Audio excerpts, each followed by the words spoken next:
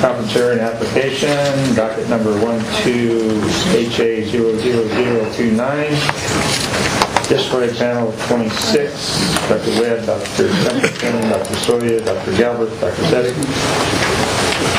Any other recusals? Thank you. Okay, take your appearances, please. May it please the Board, Stacey Bond, Associate Litigation Counsel, appears on behalf of the Board. Terrence Lakin, MD, appears in person and pro se in this matter. These materials begin on ebook page 1354 of your ebook.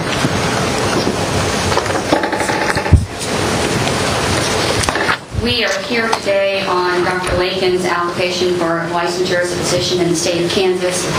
In that application for licensure, he answered yes to disciplinary questions 20, 21, 20, and 22 in Addendum 2, which ask if you have ever been arrested, have you ever been charged with a crime, or have you ever been court-martialed or discharged dishonorably from the armed services. Dr. Lakin was subject to a general court-martial on December 14th through 16th of 2010. After that court-martial, he was convicted of one specification of missing movement in violation of Article 87 of the Uniform Code of Military Justice, and 3 specifications of failing to deploy and disobey direct orders from his commanding officer to deploy in support of Operation Enduring Freedom in order to render medical services to our armed forces that were fighting in the combat in Enduring Freedom. Applicant has indicated and stated before that he has based his refusal on his belief that President Obama is not qualified to act as the Commander-in-Chief or the President of the United States due to his belief that President Obama was not born in the United States. He took this matter to a hearing and was found to be in violation of the Uniform Code of Military Justice. He was discharged from the services, and he did spend approximately, I believe, 6 months in confinement at Fort Leavenworth. He is here before you today requesting that he be granted licensure. It is before the board to determine whether or not he should be granted that licensure, and whether or not his refusal to follow orders to be able to deploy to render medical aid to individuals involved in Operating Enduring Freedom would disqualify him from licensure in the state of Kansas. Yes, Dr. Conlon? It's your opinion that's a felony or a class A misdemeanor? There's no correlating civil or criminal in civilian that I can find that correlates to that. I think the big question here also is in regards to, he had a duty. He was an officer in the United States military. He had a duty. He signed up for that duty. He swore to support the Constitution of the United States, and he did not do that by refusing to deploy. And in doing so, there was one less physician, one less individual over in the Middle East that could be there to render medical services to our armed forces. So it's not just whether or not it's a felony or a misdemeanor, but his moral actions in refusing to go that I believe need to be addressed by this board. There's a misprint on, it's not MD, correct? DO, yes, there's a misprint. Okay, I'm sorry. So. My fault. You would need to be sworn in. You'd raise your right hand, please. Do you solemnly swear that the testimony you're about to give will be the truth, the whole truth, and nothing but the truth, so help you God? I do. Board members, thank you for letting me appear here, and I understand that this is a new application, and you have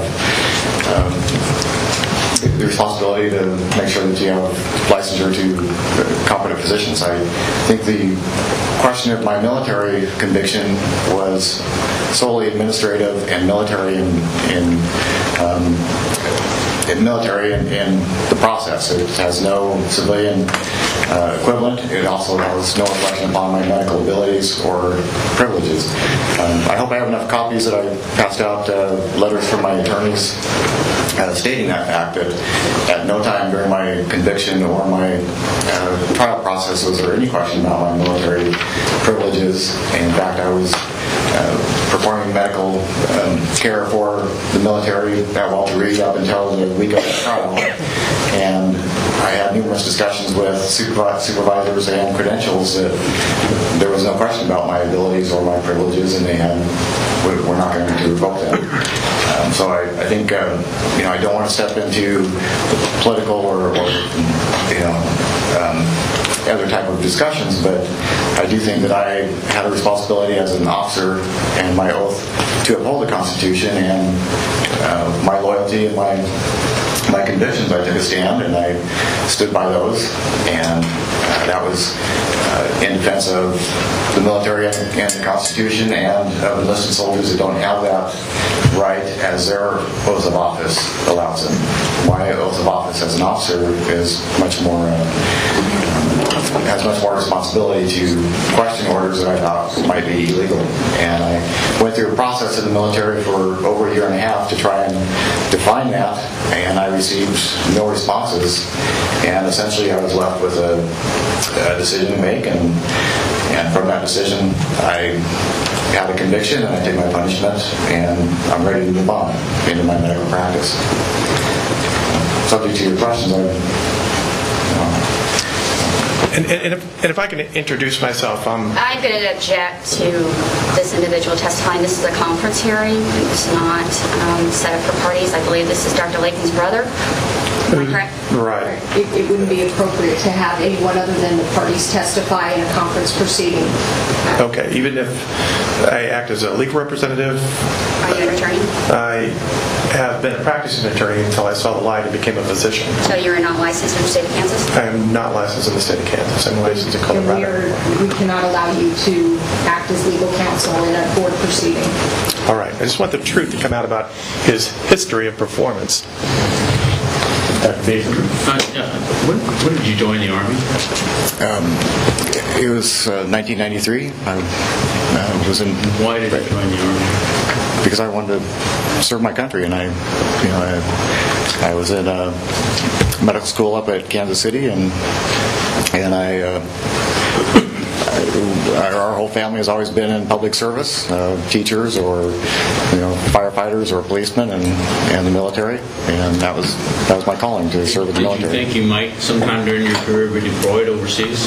Definitely, and I enjoyed deployments. In fact, I have deployed to Honduras for a year. I was in Bosnia in the first wave for a year, and most recently I was in Afghanistan for OEF 5. That was in 2004. I was Excuse me, sir, would you speak into the microphone, please? Thank you. I've had numerous deployments, and most recently in 2004 I deployed to Afghanistan as a squadron flight surgeon for 3rd Corps Cavalry, and I was actually looking to volunteer again because I had completed my second residency in occupational medicine, and I was looking to, I knew we had a high op tempo, and I was volunteering to deploy until I came up with a ethical and moral problem that I couldn't solve, and I started withdrawing my volunteering to deploy. So I guess you need to explain the difference between going to Afghanistan in 2004 and going over there after President Obama was elected. Is that the big kick? Yes, and despite what was said, I have always just, I don't know what beliefs or where Ms. Baum gathered my beliefs and what she is stating, but I've maintained the stand that there's a question that needs to be answered, and I try to use the military processes to find the answers to this question, and the military was unable to give me an answer, and so I did what I thought was right, and I took my punishment from the military, and that's done. Dr. Whitmer? Do you believe he is a U.S. citizen, President Obama? I don't know. What's it take? The long form of his birth certificate has been... I can't hear you. I'm sorry. The long form of his birth certificate has been publicized. What does it take to make you believe that he's a U.S. citizen? I think that I have a question. I don't think that question's been answered, but if this has to do with my medical... What would make you have that answer back? I think that he needs to have validation from... Is a birth certificate a validation? A valid birth certificate. Does he not have the valid birth certificate? There are numerous questions about that. I don't we're getting into a political question. The question is, if and when he is elected again, the Health Reconciliation Act becomes law, which it already is, and all of a sudden we have 20 million more people who's got health care. Are you going to refuse those people because it's his? No. When I was being ordered to a combat zone to put my life on the line along with every other soldier out there that can't ask this question, and I asked the question. I spent a year and a half trying to address this through military channels and got no answer.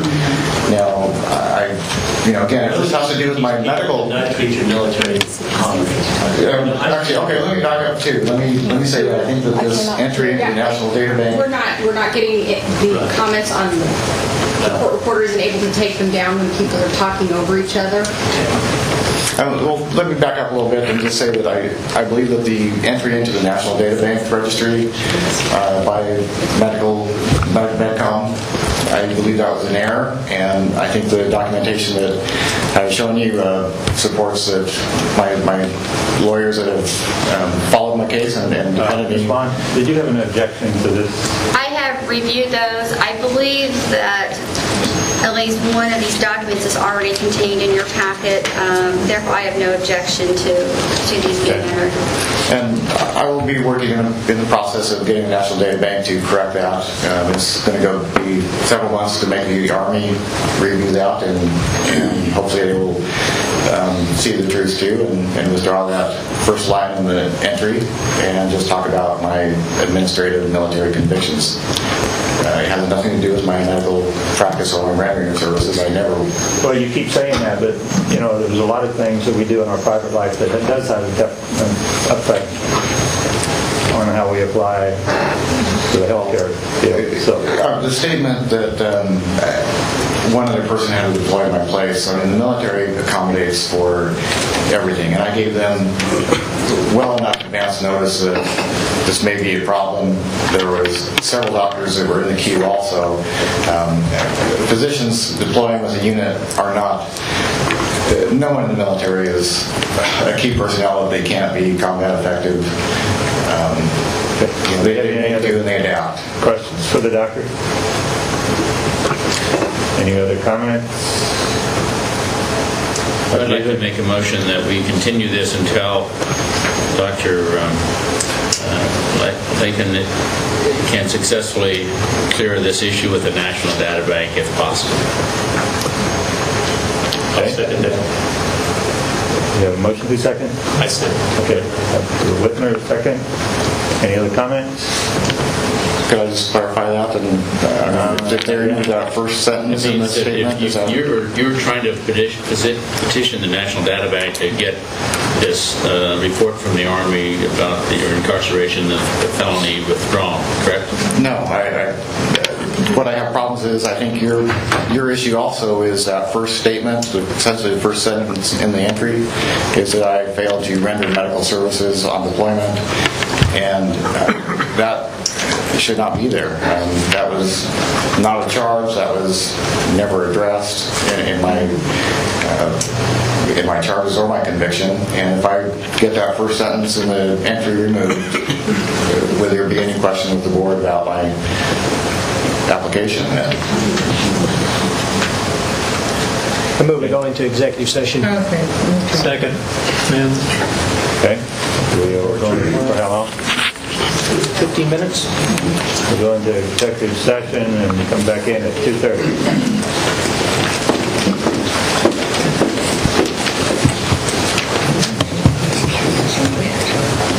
Session. I would like to withdraw my motion to table this application. Yeah, who's second? I don't think there was a second. Okay. Yeah, I think so.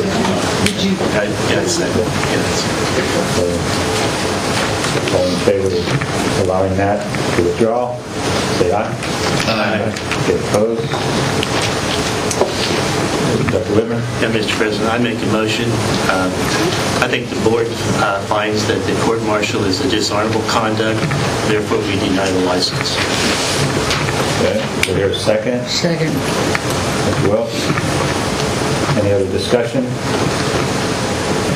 was given opportunity to withdraw his application before voting?